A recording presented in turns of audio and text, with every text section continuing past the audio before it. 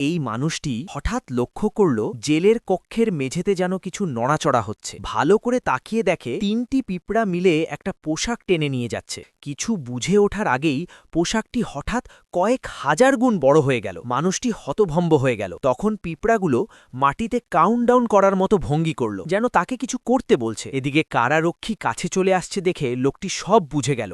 সে তাড়াতাড়ি পোশাকটি পরে নিল। কাউন্টডাউন শেষ হওয়ার আগেই সে হেলমেটটাও পরে ফেলল। ঠিক তখনই কারারক্ষী দরজায় এসে দেখে ভেতরে কেউ নেই। অবাক হয়ে সে ভেতরে তাকাতে যায়, কিন্তু বুঝতেই পারে না লোকটি ইতিমধ্যে পিঁপড়ার মতো ছোট হয়ে তার পায়ের নিচ দিয়ে দৌড়ে যাচ্ছে। লোকটি স্লাইড করে দরজার ফাঁক দিয়ে বেরিয়ে যায়, কিন্তু সিঁড়ি থেকে নামতেই সামনে বিশাল পিঁপড়ার বাহিনী। ভয়ে তার অবস্থা খারাপ হয়ে যায়। তবে এই পিঁপড়াগুলো নিয়ম মেনে চলে, তারা সুরক্ষিত কাউকে আঘাত করে না। ঠিক তখনই ওপর থেকে গর্জন শোনা যায়। একটি পিঁপড়া হেলিকপ্টার এসে তার সামনে নামে। তখন সে বুঝতে পারে পিঁপড়াগুলো তাকে উদ্ধার করতে এসেছে, তাই সে দেরি না করে উঠে পড়ে। এদিকে জেলের ভেতরে তার পালিয়ে যাওয়ায় হইচই পড়ে যায়। সবাই তাকে ধরতে বের হয়, আর সেই সুযোগে লোকটি উড়ে পালাচ্ছিল, কিন্তু হঠাৎ একটি মোটর সাইকেল পাশ দিয়ে দ্রুত চলে গেলে তার বাতাসে সে উড়ে বাসের ভেতরে ঢুকে পড়ে।